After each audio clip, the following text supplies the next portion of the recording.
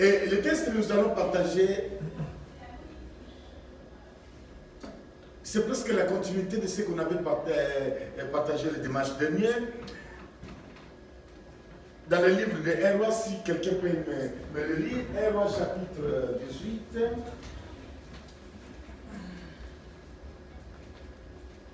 1 Roi chapitre 18. Quelqu'un qui peut lire verset 16 à 39. 1 Roi 18. Ouais, 1 Roi 18, ouais. Verset 16 à 39. Et nous allons. 1 Roi 18, 16 à 39. Je lis au nom de Jésus. Abias étant allé à la rencontre d'Akab, l'informant de la chose. Et Akab s'est rendu au devant d'Élie. À peine Akab aperçut-il Élie qui lui dit: Est-ce toi qui jettes le trouble en Israël? Élie répondit: Je ne trouble point Israël. C'est toi au contraire et la maison de ton père, puisque vous avez abandonné les commandements de l'Éternel et que tu es allé après les Baals. Fais maintenant rassembler tout Israël auprès de moi à la montagne de Carmel, et aussi les 450 prophètes de Baal et les 400 prophètes d'Astarté qui mangent à la table de Jézabel. Akab envoya des messagers vers tous les enfants d'Israël, et il rassembla les prophètes à la montagne du Carmel. Alors Élie s'approcha de tout le peuple et dit: Jusqu'à quand clocherez-vous les deux côtés? Si l'Éternel est Dieu, allez après lui. Si c'est Baal, allez après lui. Le peuple ne lui répondit rien. Et Élie dit au peuple: Je suis resté seul des prophètes de l'Éternel, et il y a 450 prophètes de Baal. Que l'on nous donne 2 taureaux, qu'ils choisissent pour eux l'un des taureaux, qu'ils le coupent par morceaux et qu'ils le placent sur le bois, sans y mettre le feu. Et moi je préparerai l'autre taureau, et je le placerai sur le bois sans y mettre le feu. Puis, invoquez le nom de votre Dieu, et moi j'invoquerai le nom de l'Éternel. Le Dieu qui répondra par le feu, c'est celui-là qui sera Dieu. Et tout le peuple répondit en disant: C'est bien. Élie dit au prophète de Baal: Choisissez pour vous l'un de taureaux, préparez-le les premiers, car vous êtes les plus nombreux, et invoquez le nom de votre Dieu. Mais ne mettez pas le feu. Ils prirent le taureau qu'on leur donna et le préparèrent. Et ils invoquèrent le nom de Baal depuis le matin jusqu'à midi en disant: Baal, réponds-nous. Mais il ni voix ni réponse. Et ils sautaient devant l'autel qu'ils avaient fait. À midi, Élie se moqua d'eux et dit: Criez à haute voix, puisqu'il est Dieu. Il pense à quelque chose, ou il est occupé, ou il est en voyage. Peut-être qu'il dort, et il se réveillera. Et ils crièrent à haute voix, et ils se firent, selon leur coutume, les incisions avec des épées et avec les lances, jusqu'à ce que le sang coulât sur eux. Lorsque midi fut passé, ils prophétisèrent jusqu'au moment de la présentation de l'offrande. Mais il n'y eut ni voix, ni réponse, ni signe d'attention. Il dit alors à tout le peuple: Approchez-vous de moi. Tout le peuple s'approcha de lui. Et il y rétablit l'autel de l'Éternel qui avait été renversé. Il prit 12 pierres, d'après le nombre des tribus et des fils de Jacob, auxquels l'Éternel avait dit: Israël sera ton nom. Amen. Et il bâtit avec ces pierres un autel au nom de l'Éternel. Il fit autour de l'autel un fossé de la capacité de 2 mesures de semences. Il arrangea le bois, coupa le taureau par morceaux et le plaça sur le bois. Puis il dit: Remplissez d'eau 4 cruches et versez-les sur l'holocauste et sur le bois. Il dit, faites-le une seconde fois. Et ils le firent une seconde fois. Il dit, faites-le une troisième fois. Et ils le firent une troisième fois. L'eau coula autour de l'autel et l'on remplit aussi d'eau le fossé. Au moment de la présentation de l'offrande, Élie le prophète s'avança et dit, Éternel, Dieu d'Abraham, d'Isaac et d'Israël, que l'on sache aujourd'hui que tu es Dieu en Israël, que je suis ton serviteur et que j'ai fait toutes ces choses par ta parole. Réponds-moi, Éternel, réponds-moi, afin que ce peuple reconnaisse que tu es Éternel Dieu et que c'est toi qui ramènes leur cœur. Et le feu de l'Éternel tomba et il consuma l'holocauste, le bois, les pierres et la terre. Et il absorba l'eau qui était dans le fossé. Quand tout le peuple vit cela, ils tombèrent sur leur visage et dirent, c'est l'Éternel qui est Dieu. Amen. C'est l'Éternel qui est Dieu. Amen. Alléluia. Merci Seigneur. Oui, c'était important de passer par la lecture de ce passage et que nous connaissons l'histoire. Mais bien aimé, ce que nous voulons découvrir dans ce que nous venons de lire, c'est le secret de la réussite d'Élie. Le livre de Jacques nous dit qu'Élie était de la même nature que nous. Et quand tu rentres dans Jacques, pour sortir cela, de dire que Élie est de la même nature que nous. Quand tu rentres dans Jacques, c'est qu'il vient de loin pour tirer cette conclusion. Que Élie est de la même nature que nous. Certainement, Jacques se posait des questions. Il se posait des questions à Dieu, mais Dieu, regarde ce que tu as fait à Élie. Élie, regarde ce qu'Élie faisait pour toi. C'est pour cela que cette réponse est tombée dans Jacques. Il a dit, oui, il est de la même nature que nous, que moi. Mais alors, et nous allons tirer le secret de réussite d'Élie dans l'histoire que nous venons de lire, l'histoire que nous connaissons bien. Nous avons eu la grâce d'arriver jusqu'à la montagne de Carmel où cet événement s'est passé en Israël quand on était parti avec maman. Nous sommes montés dans cette montagne et laisse-moi vous dire, mes bien-aimés, c'est incroyable. Jusqu'à ce jour, ce lieu-là, où le feu est tombé, l'herbe ne paraît plus, n'a plus d'être là. Tout est resté cramé jusqu'à ce jour. Et quand nous sommes arrivés, le guide il a proclamé la parole de Dieu selon le lieu où nous étions, la montagne de Carmel. Il est toujours cramé.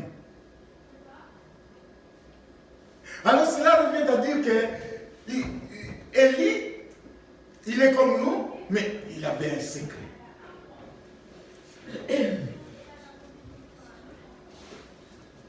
Et quel est ce secret de Élie? Élie, il est comme moi, comme toi. Il a reçu pas mal de choses. Mais pourquoi pas moi? Pourquoi pas toi? Pourquoi pas nous? Il est de la même nature que nous. Mais pourquoi nous n'arrivons pas? C'est ça le secret. Il faut que nous puissions arriver à découvrir. Il y a un secret là-dedans, dans l'histoire que nous venons de lire. Et ça marche, comme nous venons d'écouter le témoignage de notre frère. Ça marche.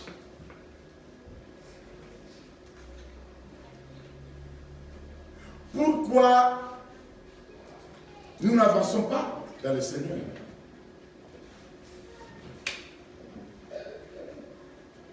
pourquoi nous n'avançons pas dans le Seigneur?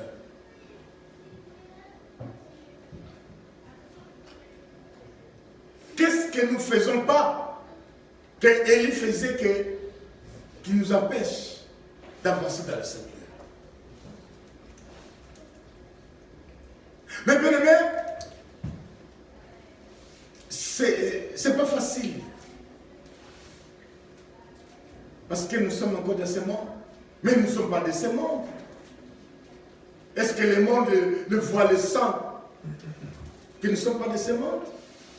Ils le sentent ou pourquoi nous n'avançons pas?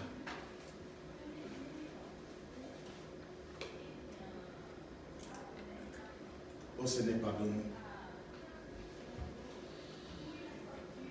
Élie était comme nous, mes bien-aimés.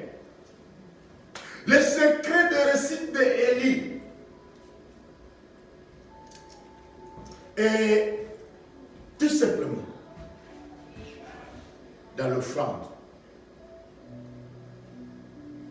Dans l'offrande. Mais bien aimé, quand nous parlons de l'offrande, ne voit pas seulement l'argent, loin de là. Car c'est que notre frère a senti, parce qu'il a fait une offrande. Il a fait une offrande.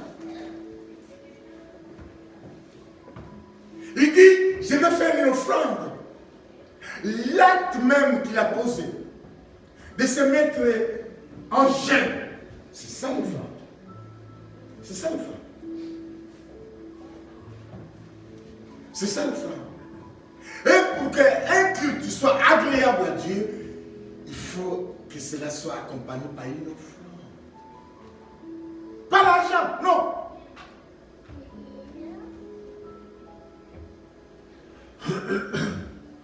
Et je voudrais que nous puissions réfléchir, chacun de nous.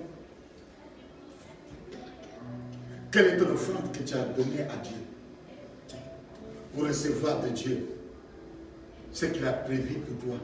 Quelle est ton offrande? Est-ce que tu as donné ton offrande? Parce que, mes bien-aimés, nous avons notre part à faire. Et ce part que nous avons à faire, c'est l'offrande que nous offrons à Dieu. Alléluia. Amen. C'est l'offrande que nous offrons à Dieu. Et quand tu vois la réussite d'Élie, Élie a offert une offrande, mais attention parce que les prophètes de Baal aussi, ils ont fait une offrande.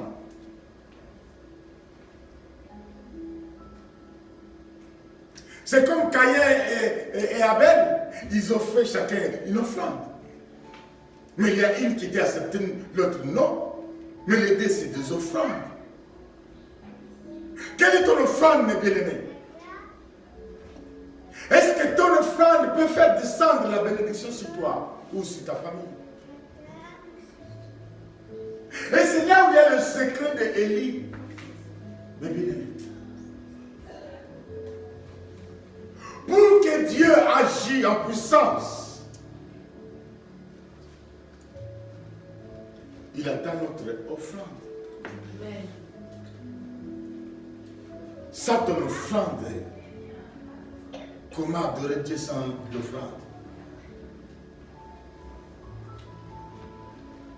Le témoignage personnel, quand Dieu m'appela pour devenir votre serviteur, quand Dieu m'appela, moi je fais quelque chose. Et si je n'avais pas fait cette chose-là, malgré l'appel de Dieu, malgré que Dieu m'a pointé, ça n'allait pas s'accomplir. Mais à travers de l'appel, je fais mon offrande à Dieu. Et Dieu accomplit ce qu'il voulait faire en moi. C'est pour cela aujourd'hui, je suis votre serviteur.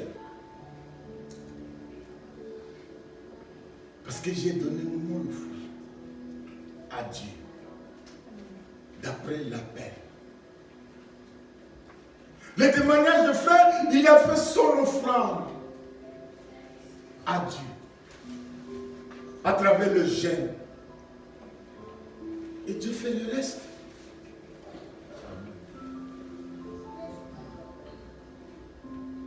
Et l'offrande que nous faisons, tu ne peux jamais l'oublier.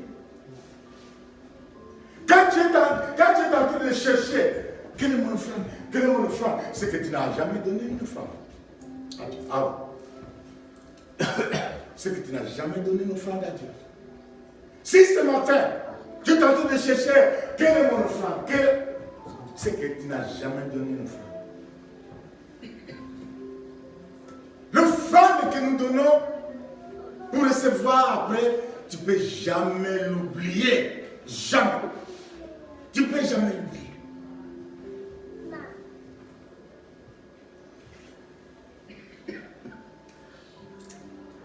Oh Seigneur. Et cela n'est pas fini.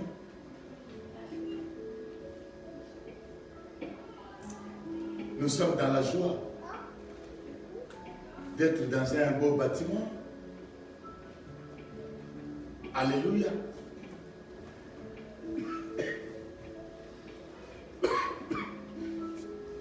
Et n'oubliez pas que quelqu'un il a donné l'offrande à Dieu. Pour que ce beau bâtiment y apparaît. Quelqu'un a fait l'offrande à Dieu. Sans cette offrande, nous ne pouvons pas avoir cela. Et n'oubliez pas, je voulais attirer votre attention, mes bien-aimés. Parce qu'on se dit souvent, oh oui, mais nous sommes dans le moment de grâce, c'est la grâce qui compte. Non, c'est faux. Le salut est gratuit. Mais la grâce n'est pas gratuite. Ah oui. C'est la vérité. Ah oui. Ouais. Le salut c'est gratuit. Ouais. Il a tout payé pour nous. Le salut c'est gratuit. Mais pas la grâce. Pour avoir la grâce de Dieu, il faut mériter la grâce. La grâce, ça se mérite. Ce n'est pas automatique. Et ce n'est pas gratuit. La grâce, il faut la mériter. Quand le président fait un décret de grâce pour libérer les prisonniers, et ce n'est pas tous les prisonniers qui sont sortis de prison, mais il y a la grâce présidentielle, non? Pourquoi tous les prisonniers ne sortent pas quand il y a la grâce présidentielle? Mais il y a la grâce. Automatiquement, tous les prisonniers doivent faire sortir. Mais malgré la grâce présidentielle, il faut, dans la prison, que tu mérites cette grâce-là. Sinon, tu ne sors pas de prison. Tu vas rester en prison, malgré la grâce présidentielle. Et c'est ce que nous oublions. On se dit, de toutes les façons, c'est la grâce. Oh! Tu peux rater aussi la grâce. Parce que tu ne mérites pas avoir la grâce de Dieu. Et tu peux rater la grâce de Dieu.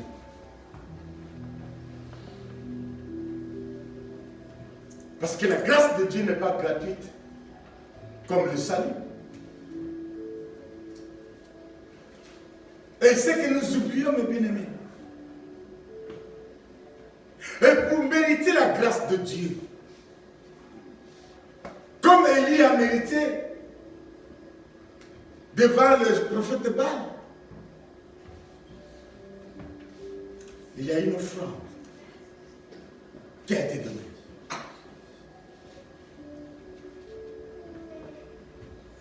Et cette offrande ramène la bénédiction de Dieu. À cause de cette offrande.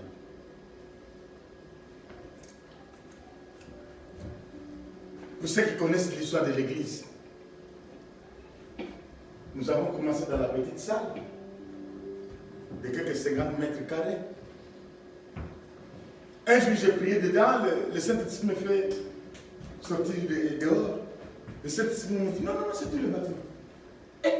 Tout le bâtiment. J'ai entendu. Et si je n'avais rien fait? Tu vois, la grâce que nous allons, qu'on allait perdre. Vous voyez ça? Vous voyez la responsabilité. Si je n'avais rien fait. Tu as raison d'acclamer maman. Oui, tu as raison. Oui, c'est la vérité. C'est la vérité, mes bien-aimés. J'ai entendu. Mais si je n'avais rien fait.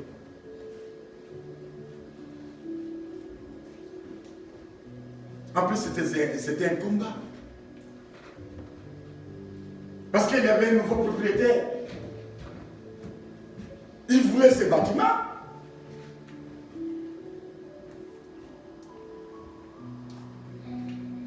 Mais il y a une offrande qui a été offerte. Pas l'offrande de l'argent, mais il y a une offrande qui a été faite. Et lui-même, le propriétaire, était étonné. Il croyait que je ne comprenais pas. Il me dit, pasteur, je dis 4 000. Moi, je dis, oui, j'ai compris. J'étais étonné. Et il dit, tu prends quand même. Moi, je dis, je prends.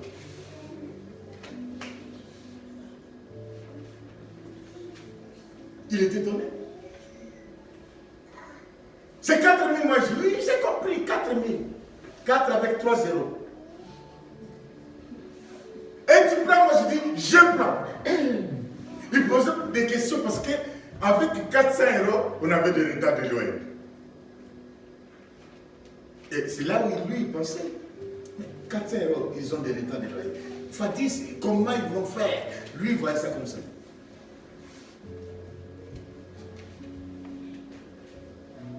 Et j'ai fait une offrande à Dieu. J'ai donné à Dieu une offrande agréable à Dieu pour que Dieu puisse accomplir ses desseins. Alléluia. J'ai fait une offrande.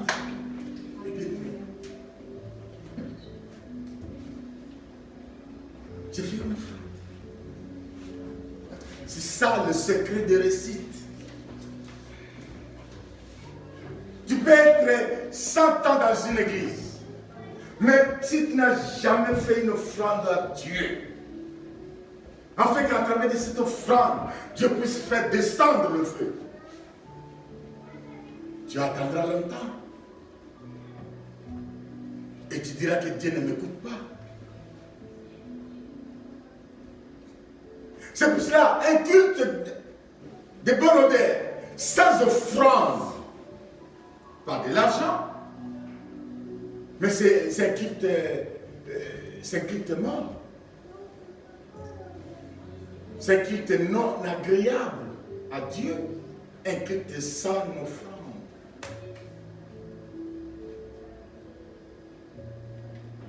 Mais un culte suivi de l'offrande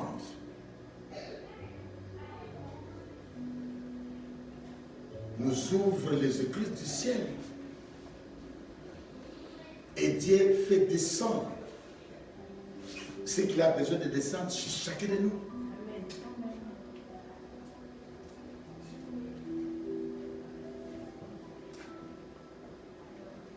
J'étais même parti jusqu'aux États-Unis,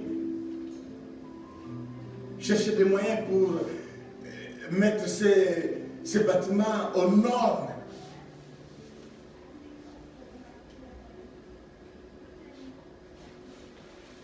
Et je savais que ça va se faire. Parce que j'ai donné une offrande à Dieu. Et Dieu réalise les projets qu'il a pour chacun de nous. À travers de cette offrande que nous donnons à Dieu. Les dieux de Baal, ils ont donné l'offrande. Élie, il a donné l'offrande. Mais l'offrande d'Élie est d'agréer. Dieu a fait descendre le feu.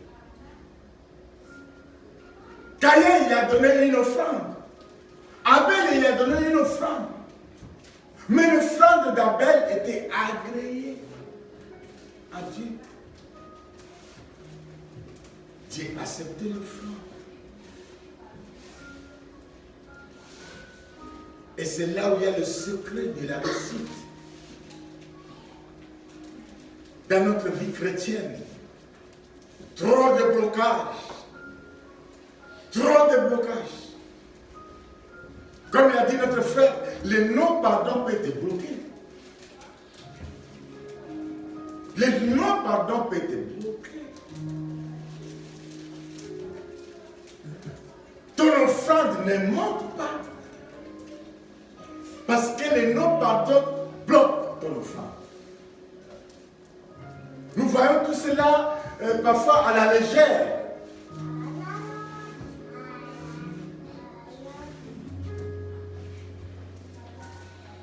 Tu parles du mal, tu parles du mal, tu parles du mal. Tu trouves ça normal. Et tu ne te répands même pas. Et tu vas offrir une offrande à Dieu? Non. Ça ne va pas monter ton offrande. Non. Ton offrande ne sera pas agréable. Parce qu'il y a les non-pardons dans ton cœur. Parfois nous faisons semblant de ne pas connaître. Nous faisons semblant d'oublier. Mais jamais on oublie. Quand tu profanes quelque chose de mal, tu n'oublieras jamais. À moins que tu fasses semblant d'oublier. Mais cela restera.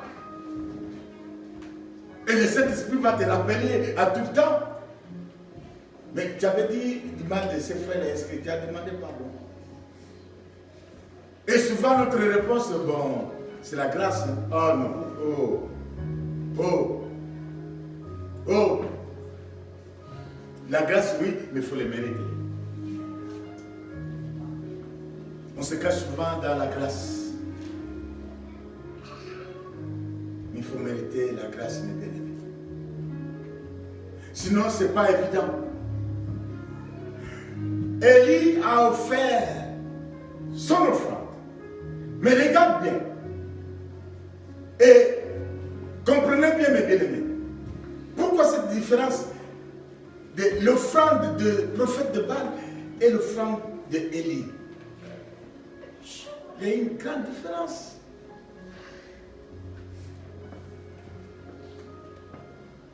Les prophètes de Baal, ils ont pris les taureaux, ils ont coupé, ils ont mis sur le feu, ils commençaient à prier. Mais Élie n'a pas fait pareil. La Bible déclare, à partir du verset 30, que Élie a pris des bois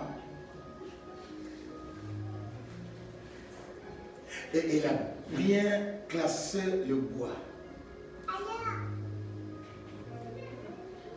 J'ai des souvenirs dans mon enfance avec ma maman, quand il préparait avec le bois. Elle était vraiment, je ne sais pas si inspirée, mais comment il mettait le bois, comment il classait le bois.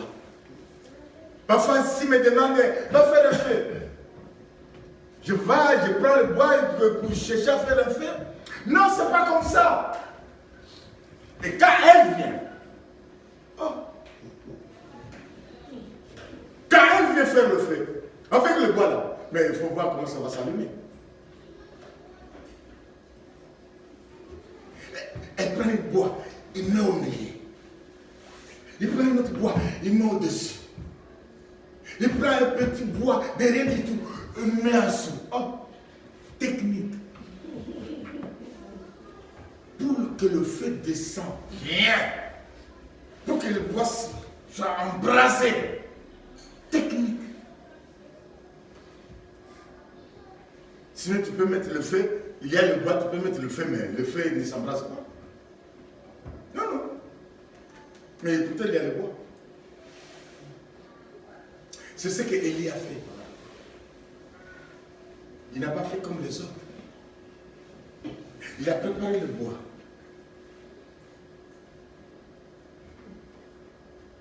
Les autres ne comprenaient pas parce qu'Élie, il a pris même de l'eau. Les autres les regardaient, ils disaient, mais il est fou. Il met de l'eau à la place où le feu va tomber. C'est pas du gasoil ou de l'essence, c'est l'eau. Il voyait comme si Élie est devenu fou. Il cherche de faire tomber le feu. Lui, il met de l'eau à côté. C'est là où il y a le secret. L'offrande qu'Élie a offert, il a bien préparé. Il n'a pas manqué de mettre tout autour l'eau pour que le feu ne se déborde pas, que le feu soit consacré uniquement là, ce place-là. Tout autour, il a mis de l'eau. Et vous savez la signification de l'eau. L'eau, c'est la pureté. L'eau, c'est le Saint-Esprit. Alléluia. L'eau, c'est le Saint-Esprit.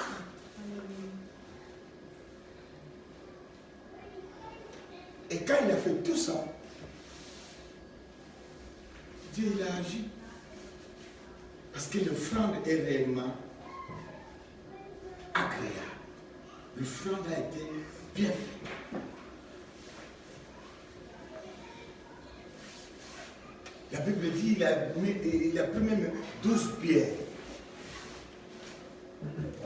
Élie, il est parti chercher la réalité dans ce qu'il a lu dans le Torah. Les 12 tribus d'Israël. Il a ramené ces 12 tribus d'Israël en 12 pierres. Tu vois que dans ce qu'il faisait là, référence à la parole de Dieu. Amen. Alléluia. Amen. Référence à la parole de Dieu. Référence à la parole de Dieu. Pourquoi pas il a pris 10 pierres? Pourquoi pas 11? Mais les 7 pas 12 pierres. Les 12 tribus d'Israël étaient là.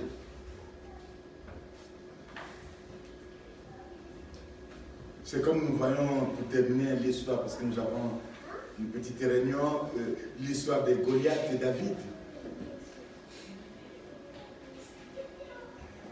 Goliath, il a pris 5 pierres. Pourquoi pas 4? Pourquoi pas 6? Pourquoi pas 7? David, il a pris 5 pierres. Et le 5 pierres de David, il s'est référé à la souffrance de Jésus sur la croix. Les 5 plaies de Dieu, de Jésus sur la croix. Une plaie là, une plaie là, une plaie là, une plaie là, et une plaie là. 5 plaies. Et David, il a fait quelque chose spirituel par rapport à ce que Dieu a réalisé, à ce que Dieu a subi. Le 5 plaies, c'est représenté avec le 5 pierres qui va détruire Goliath. Le 5 pieds de Jésus-Christ sur la croix a détruit toute la puissance des ténèbres. Le 5 pieds, le 5 plaies de Jésus a détruit les morts des ténèbres. 5 plaies de Jésus. Et ça ne va David pas, il a pris 5 pierres. Et il a étonné les autres. Il a détruit Goliath. Bien aimé,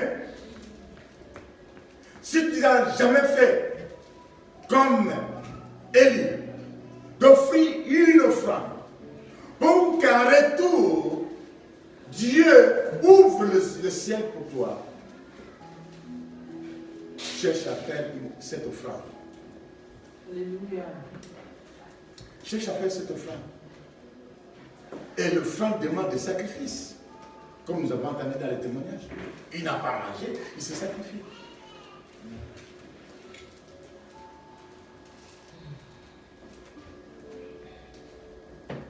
Et quand j'ai offert le franc pour ce bâtiment, je me suis sacrifié. Parce qu'il faut payer 2000, il faut faire les travaux, la mairie est derrière. Pasteur, si ce n'est pas homologué, tu n'occupes pas le bâtiment. Il faut que le bâtiment soit en norme. La pression de la mairie, la pression du locataire, l'argent. Mais il y a eu des sacrifices, mes bien-aimés. Ah oui, il y a eu des sacrifices. Et à travers ces sacrifices, Dieu a ouvert les écluses. Et nous vivons ce que nous vivons. Parce qu'il y a une offrande, un sacrifice. Quelle est ton offrande ce matin? Que tu offres à Dieu pour ta vie. Quelle est ton offrande? Pour que Dieu ouvre les écluses. Quelle est ton offrande?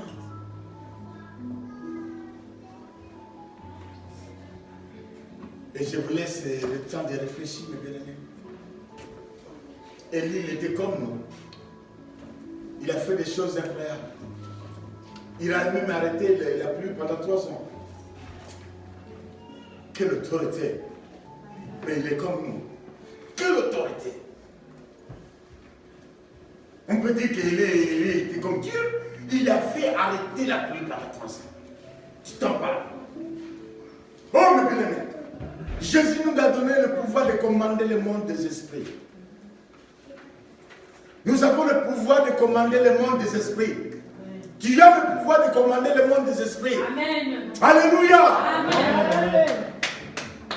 Oui. Mais on n'arrive pas à le faire. Parce qu'il y a des choses qui nous bloquent. Qui nous bloquent. Qui nous bloquent. Et parmi ces choses, les non-paroles. Seigneur, nous te bénissons pour ce message. Amen.